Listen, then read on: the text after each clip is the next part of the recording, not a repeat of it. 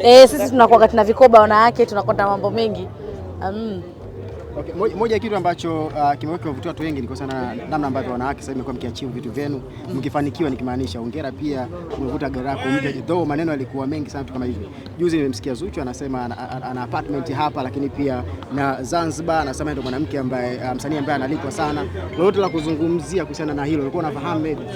Najua, nadhani mtakuwa mmeona clip pale Zuchu amesema kabisa mimi ni mtu wa kwanza kujua na Shamila Mshangaa na yani ni watu wake wa karibu ambao tunajua sehemu ambazo wana apartment zake. Kama huko Masaki kulikuwa kunauzwa $250,000, lakini pia Zuchu hakutaka hata kupunguziwa, alinunua kwa bei hiyo hiyo $250,000.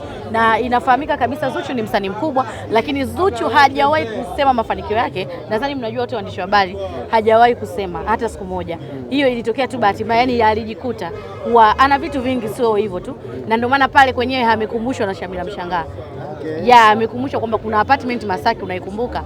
Yeye mwenyewe alikuwa ameshasahau, ana vitu vingi, ana miradi mingi, ana mataxi mengi sana huko Zanzibar, na gari zinawabeba watalii, verifier, yani sio ya Alphard, ni verifier yako mengi sana, yani chini siji ya 100 ni nyingi sana.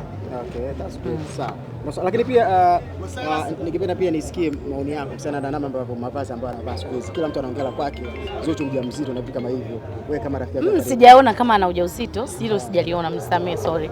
Sijui kama ana mimba.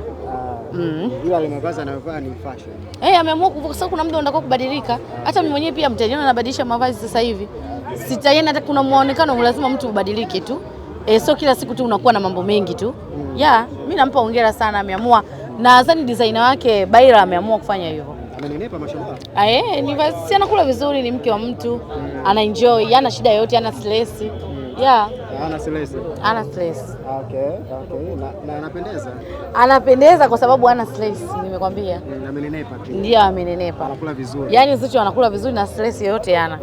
Dada wewe, tumekuona na kaka Ozu, pengine umetuulizia Oli anaendeleaje, afya yake? Maana maneno yamekuwa yuko vizuri sana na anaendelea vizuri, na pale hamna mimba ya uongo, mimba ilikuwepo kweli, na sisi wenyewe mavideo yote tunayo, ila hatutaki kuposti.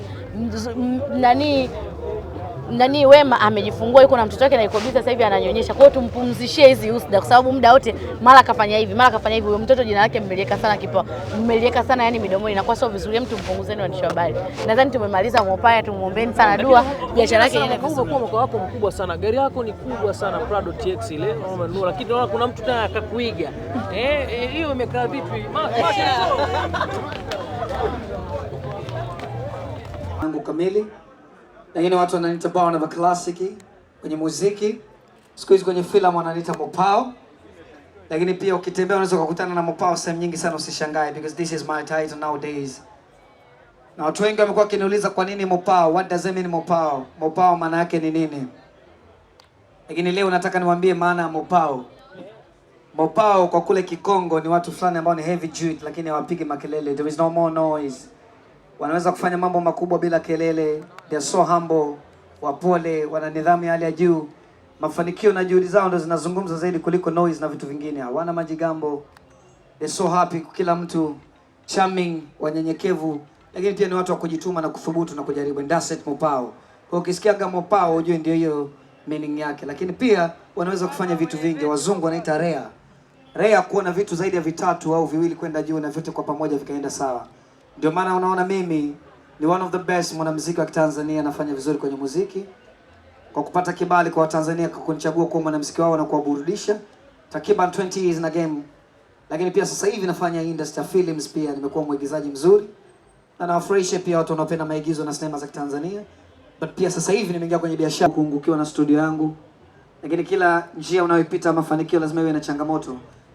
There is no more perfect. Hakuna kitu ambacho kimenyooka. Lazima upite kwenye daraja lina misukosuko, ups and down, uendelee na ukue ili ukomae. Kwa hiyo nadhani tunamshukuru Mungu tunaendelea vizuri. Studio iko kwenye hatua za kumalizia za mwishoni. Kama ina 30 basi tuko kwenye 70, zimebaki 30 tuifungue. Inshallah Mwenyezi Mungu akijalia kwenye next week au after next week tutakuwa tumeifungua itakuwa sound na mambo mengine yataendelea. Lakini leo nimewalika hapa mabibi na mabwana kwa kuambia rasmi kabisa nimeingia kwenye ukanda wa biashara na electronic parts, kwa maana leo nafungua duka langu la simu. Makofi mengi sana kwangu Mopao. Na hili ni duka la simu. Nikizungumza simu za aina zote, kuanzia zile viswaswadu kwa wale wanangu, si ndio? Kwa wale watu walipa namba na nini, kwa wale watu wa baby, nimekutumia hiyo na kutolea. Kuanzia grade hiyo mpaka tunakwenda kwenye 17 mpaka itakapotoka 18 pia zitapatikana hapa Mopao 24 Online. Na kwa nini duka limeitwa Mopao 24 Online? Hapa kwetu ukitaka kitu masaa 24, huko club charge imezima, tupigie tutakuletea. There is no more sleeping. Uko sijui sehemu gani kwenye shughuli ya send